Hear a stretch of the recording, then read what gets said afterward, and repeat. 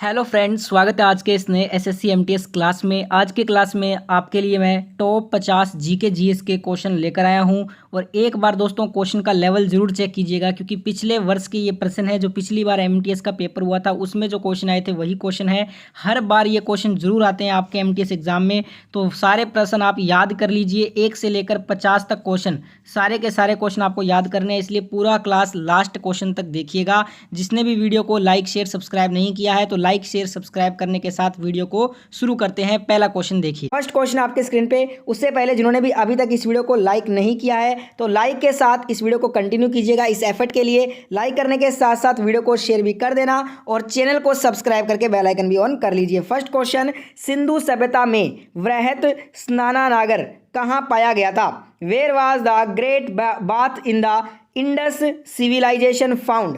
साथ में आप सभी को कमेंट करके हर क्वेश्चन का आंसर बताना है। सभी के जो कमेंट है लास्ट में पढ़ता हूं, तो बताइए क्या होगा इसका आंसर। अगर आप आंसर दे रहे हो ऑप्शन ए मोहनजोदड़ो तो आपका आंसर सही है। सिंधु सभ्यता में जो वृहत स्नानागार है ये आपका मोहनजोदड़ो में पाया गया था। ऑप्शन ए जिनका भी आंसर आ रहा है उन सभी का आंसर राइट होगा। बात कर लें लोथल की, तो लोथल जो हड़प्पा स्थल है ये गुजरात में है। कालीबंगा जो हड़प्पा स्थल है ये राजस्थान के हनुमानगढ़ जिले में है। और जो हड़प्पा सभ्यता की खोज है वो 1921 में दयाराम साहनी ने की थी। ठीक है, अगला क्वेश्चन आपके स्क्रीन पे। निम्न में से कौन हरियाणा हरिकेन के नाम से प्रसिद्ध है? Who among the following is famous as Haryana hurricane? Haryana hurricane के नाम से जो प्रसिद्ध हैं ये पूर्व भारतीय क्रिकेटर और कप्तान कपिल देव हैं। इन्हीं की कप्तानी में भारत ने अपना पहला क्रिकेट का वर्ल्ड कप 1983 में जीता था। ऑप्शन सी आपका राइट आंसर होगा। बात कर ले मिल्खा सिंह की, तो मिल्खा सिंह को इंडिया का फ्लाइंग सिख कहते हैं। सचिन तेंदुलकर को जो है ना मास्टर ब्लास्टर कहते हैं और सुनील गावस्कर को लिटिल मास्टर कहते हैं। जितने भी एक्स्ट्रा फैक्ट बताता हूं वो बहुत इंपॉर्टेंट है, इसलिए पूरा वीडियो देखा कीजिए। सभी क्वेश्चन वही हैं जो आपके एग्जाम में आएंगे। अगला क्वेश्चन, क्रिकेट पिच की लंबाई कितनी होती है? What is the length of the cricket pitch? बताइए क्या होगा इसका राइट आंसर।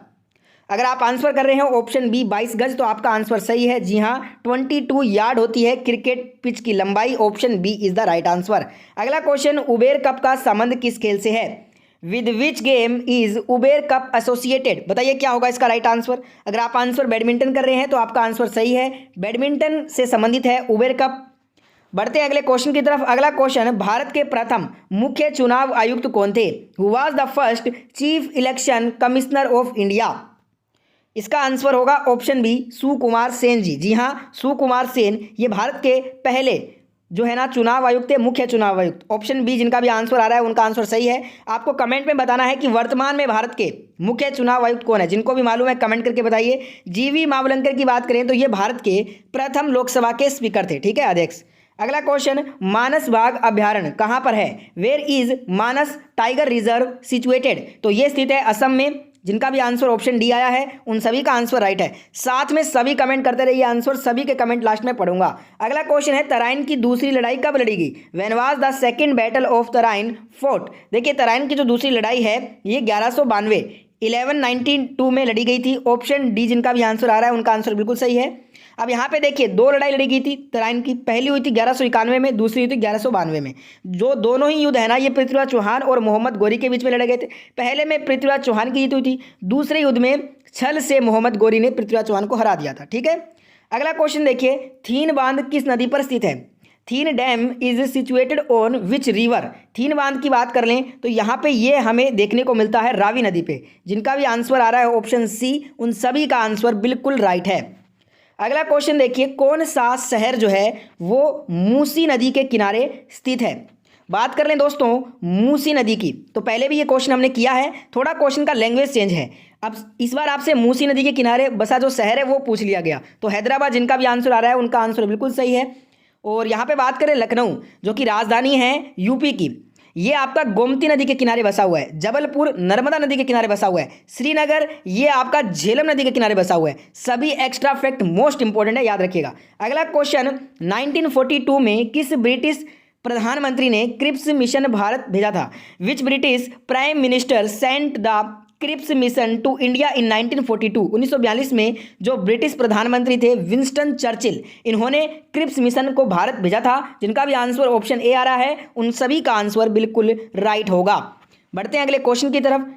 दोस्तों अगर आपने अभी तक इस वीडियो को लाइक नहीं किया है तो एफर्ट के लिए वीडियो को लाइक अवश्य करें, शेयर अवश्य करें और चैनल को जरूर सब्सक्राइब करके बेल आइकन ऑन कर लीजिए ऐसा ही वीडियो रोजाना देखने के लिए। अगला क्वेश्चन है, किसे संविधान सभा का अस्थायी अध्यक्ष नियुक्त किया गया है? Who was appointed as the temporary chairman of the constituent assembly.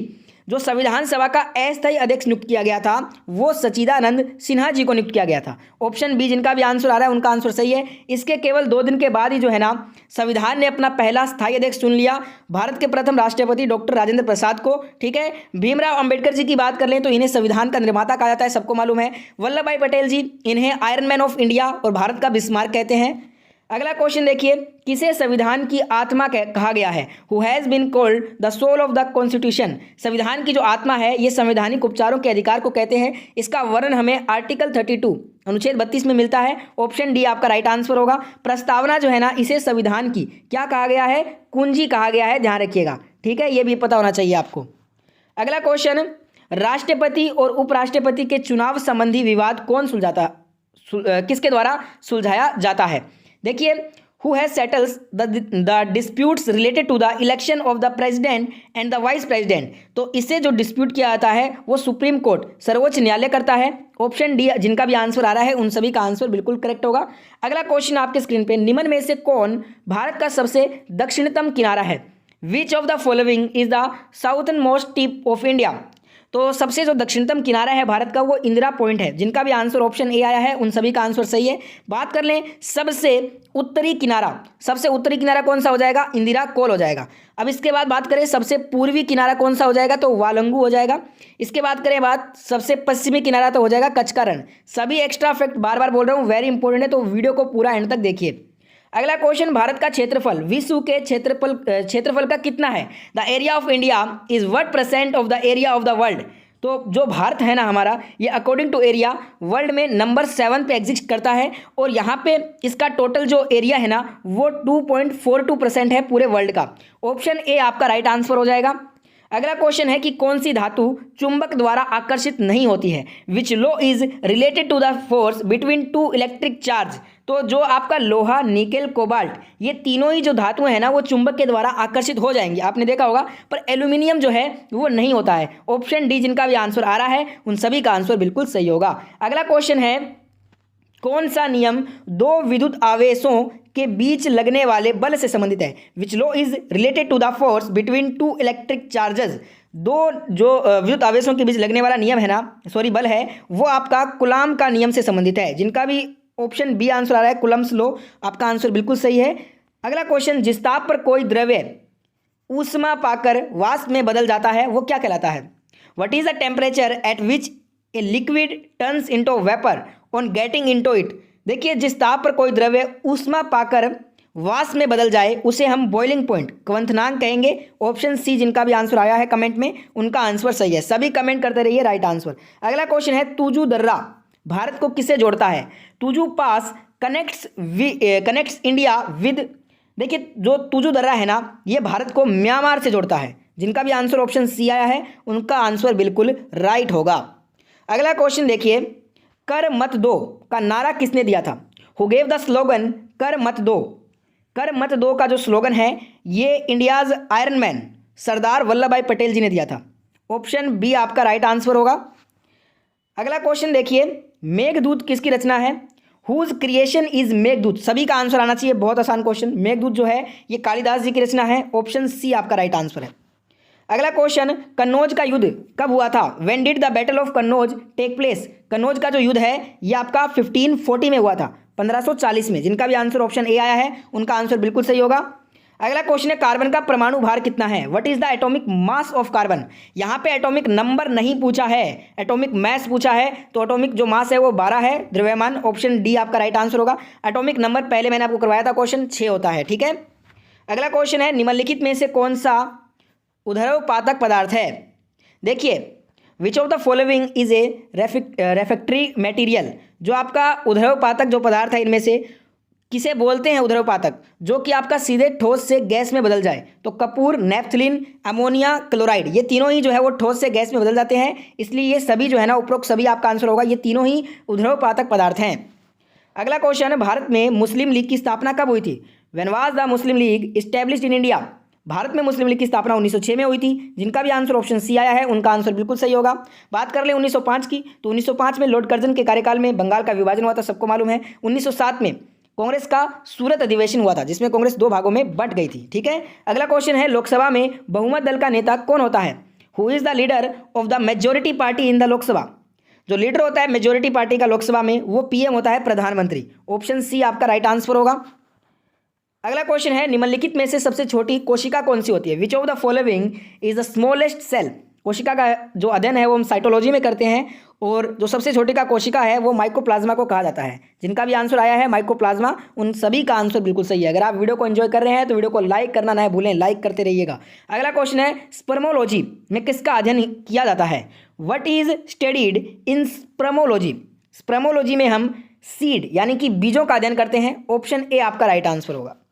अगला क्वेश्चन, निम्नलिखित में से कौन सी सैदिश राशि नहीं है? Which of the following is not a vector quantity? जो सैदिश राशि होती है वो वेग, संवेग, त्वरण, ये तीनों ही क्या हैं? सैदिश राशियां हैं। पर द्रव्यमान बात कर ले मास की, तो ये एक ऐदिश राशि है, ना कि सैदिश, तो इसलिए आंसर होगा ऑप्शन डी। बढ़ते हैं अगले क्वेश्चन की तरफ। अगला क्वेश्चन, हजार झीलों की भूमि किसका उपनाम है? Whose surname is the land of thousands lake? हजार झीलों की भूमि फिनलैंड को कहते हैं। ऑप्शन ए जिनका भी आंसर आया है उनका आंसर बिल्कुल सही होगा। अगला क्वेश्चन है, भारत रत्न पुरस्कार की शुरुआत कब हुई? When was Bharat Ratna award started? Bharat का सबसे बड़ा पुरस्कार है वो भारत रत्न है, और इसकी शुरुआत 1954 में हुई थी। ऑप्शन सी आपका राइट आंसर होगा। अगला क्वेश्चन, यक्षगान कहाँ का लोक नृत्य है? Yakshagana is the folk dance of where? Yakshagana की बात हो रही है तो ये कर्नाटका का लोक नृत्य है। ऑप्शन सी जिनका भी आंसर आया है कमेंट में उनका आंसर बिल्कुल सही होगा। अगला क्वेश्चन, नाभिकीय रिएक्टर में भारी जल का प्रयोग किस रूप में होता है? How is heavy water use in a nuclear reactor? भारी जल का सूत्र क्या होता है? D2O। सबसे पहले तो ये पता होना चाहिए।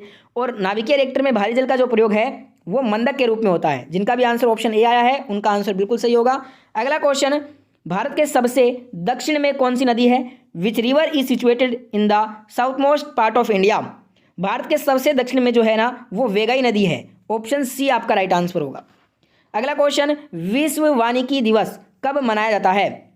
When is the world forestry day celebrated? World forestry day, विश्व वानिकी दिवस 21 मार्च को सेलिब्रेट करते हैं। ऑप्शन सी जिनका भी आंसर आया है उनका आंसर बिल्कुल सही होगा। 15 अगस्त को सभी को पता है स्वतंत्रता दिवस मनाते हैं हम। 27 सितंबर को विश्व पर्यटन दिवस मनाया जाता है।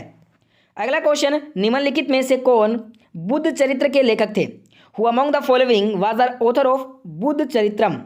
बुद्ध चरित्र के जो लेखक हैं वो अश्व घोष जी हैं। जिनका भी आंसर ऑप्शन सी आया है उन सभी का आंसर बिल्कुल सही है। अगला क्वेश्चन देखिए, किस रोग को हैंसन रोग भी कहा जाता है? Which disease is also known as Hansen disease? Hansen जो रोग है वो कुष्ठ रोग को कहते हैं। ऑप्शन ए आपका राइट आंसर होगा। अगला क्वेश्चन, संघ सूची, राज्य सूची, समवर्ती सूची का वर्णन किस अनुसूची में है? यूनियन लिस्ट, स्टेट लिस्ट, और यहाँ पे देखिए जो कॉन्करेंट लिस्ट है ये जो डिस्क्राइब है ना वो 7th शेड्यूल में डिस्क्राइब है, 7वीं अनुसूची में। ऑप्शन सी आपका राइट आंसर होगा। भाषा आपको पता है जो 22 भाषाएं हैं वो 8वीं अनुसूची में मिलती है। अगला क्वेश्चन दोस्तों बताइए क्या इसका आंसर है? अंतर्राष्ट्रीय ओलंपिक समिति का मुख्यालय कहाँ पे है? Where is the headquarter of international Olympic committee located? तो ये है लुसाने स्विट्जरलैंड में। लुसाने स्विट्जरलैंड में अंतर्राष्ट्रीय ओलंपिक समिति का हेडक्वार्टर है। ऑप्शन ए आपका राइट आंसर होगा। अगला क्वेश्चन है, राइडर कप किस खेल से संबंधित है? Ryder cup is related to which game? Ryder cup है आपका गोल्फ से संबंधित। जिनका भी आंसर ऑप्शन डी आया है उनका आंसर बिल्कुल सही होगा। अगला क्वेश्चन, अंगूर में कौन सा अम्ल पाया जाता है? विच acid is found in grapes? Acid में जो आपका ग्रेप्स में जो एसिड होता है वो टार्टरिक एसिड होता है, टार्टरिक अम्ल। ऑप्शन सी आपका राइट आंसर हो जाएगा। अगला question, green park stadium Bharat में कहाँ पे है? Where is the green park stadium located in India? जो ग्रीन पार्क स्टेडियम है ये यूपी के कानपुर में है। ऑप्शन सी आपका राइट आंसर होगा। अगला क्वेश्चन है, सोडा वाटर बनाने में कौन सी गैस प्रयोग में ली जाती है? Which gas is used to make soda water? इसमें हम CO2 का यूज करेंगे, कार्बन डाइऑक्साइड का। ऑप्शन डी जिनका भी आंसर आया है उनका आंसर बिल्कुल सही होगा। अगला क्वेश्चन, विटामिन ई का रासायनिक नाम क्या है? What is the chemical name of vitamin E? Vitamin E का रासायनिक नाम होता है टेकोफेरोल। ऑप्शन सी आपका राइट आंसर होगा। अगला क्वेश्चन, सुरक्षा परिषद में कुल कितने सदस्य होते हैं? How many members are there in the security council? देखिए सिक्योरिटी काउंसिल में टोटल 15 मेंबर्स 15 सदस्य होते हैं, जिसमें से 5 होते हैं स्थायी और 10 होते हैं अस्थायी। ऑप्शन सी आपका राइट आंसर होगा। अगला क्वेश्चन है, ओपेक का मुख्यालय कहाँ पे होता है? Where is the headquarter of OPEC located? OPEC का जो मुख्यालय है ये हमें देखने को मिलता है वियना, जो कि ऑस्ट्रिया की राजधानी है। ऑप्शन बी आपका करेक्ट आंसर हो जाएगा। बढ़ते हैं अगले क्वेश्चन की तरफ। अगला क्वेश्चन है, विश्व का सबसे बड़ा और गहरा महासागर कौन सा है? Which is the largest and deepest ocean in the world? तो ये है पैसिफिक ओशन, प्रशांत महासागर। ऑप्शन सी आपका राइट आंसर होगा। अगला क्वेश्चन, आईएसआई किस देश की गुप्तचर संस्था है? ISI is the intelligence organisation of which country? तो ये है पाकिस्तान की। ऑप्शन ए आपका करेक्ट आंसर है। अगला क्वेश्चन, खसरा निम्नलिखित संक्रमण के कारण होता है? देखिए जो आपका खसरा है ना, ये होता है विषाणु वायरस के कारण। ऑप्शन डी करेक्ट आंसर होगा। और आज का लास्ट क्वेश्चन है होमवर्क क्वेश्चन, इसका आंसर कमेंट करके बताना जिनको भी पता है। तिलपाड़ा नहर कहाँ की एक प्रमुख नहर है? Where is the Tilpara canal a major canal? जिनको भी इसका आंसर पता है कमेंट करके बताइए। होमवर्क क्वेश्चन है ये। और आपने कितना स्कोर किया है 50 क्वेश्चन में वो भी कमेंट करके बताइए मुझे।